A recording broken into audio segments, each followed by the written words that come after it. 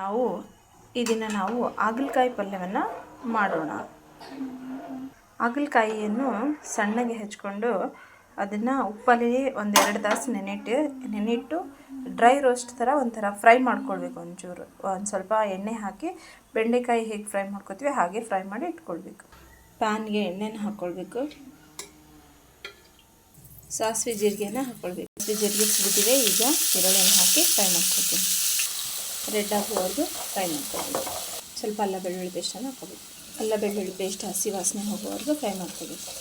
ಈಗ ಹಾಗಲಕಾಯಿಗಳನ್ನು ಹಾಕ್ಕೊಳ್ಬೇಕು. ಮಿಕ್ಸ್ ಮಾಡ್ಕೊಳ್ಬೇಕು. ಟೊಮೆಟೊವನ್ನು ಹಾಕ್ಕೊಳ್ಬೇಕು. ಚೆನ್ನಾಗಿ ಮಿಕ್ಸ್ ಮಾಡ್ಕೊಳ್ಬೇಕು. ಟೊಮೆಟೊ ಸ್ವಲ್ಪ ಹಸಿ ವಾಸನೆ ಹೋಗೋವರೆಗೂ ಹುರ್ಕೊಳ್ಳೋದು. ಸ್ವಲ್ಪ ಅರಿಶಿನ. ಆಲ್ರೆಡಿ ಹಾಗಲಕಾಯಿಯಲ್ಲಿ ಸ್ವಲ್ಪ ಉಪ್ಪಿರುತ್ತೆ. ರುಚಿಗೆ ಎಷ್ಟು ಬೇಕಾಗುತ್ತೆ ಅಷ್ಟನ್ನು ಮಾತ್ರ ಹಾಕ್ಕೊಳ್ಬೇಕು. ಹಾಗಲಕಾಯಿ ಉಪ್ಪಲ್ಲಿ ನೆನೆದಿರೋದ್ರಿಂದ ಇದರಲ್ಲಿ ಉಪ್ಪಿರುತ್ತೆ. ಒಂದು ಸ್ವಲ್ಪ ಮಸಾಲ ಖಾರದ ಪುಡಿ, ಸ್ವಲ್ಪ ಖಾರದ ಪುಡಿಯನ್ನು ಸಹ ಹಾಕ್ಕೊಳ್ಬೇಕು. ಇದನ್ನು ಚೆನ್ನಾಗಿ ಫ್ರೈ ಮಾಡಬೇಕು.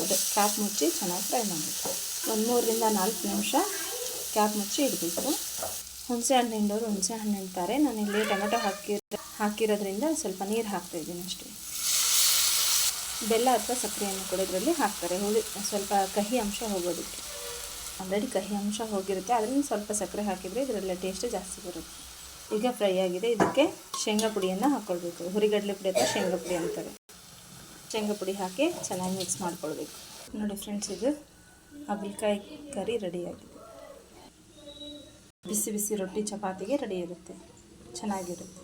ಹಾಗಲಕಾಯಿ ಕರಿ ರೆಡಿ.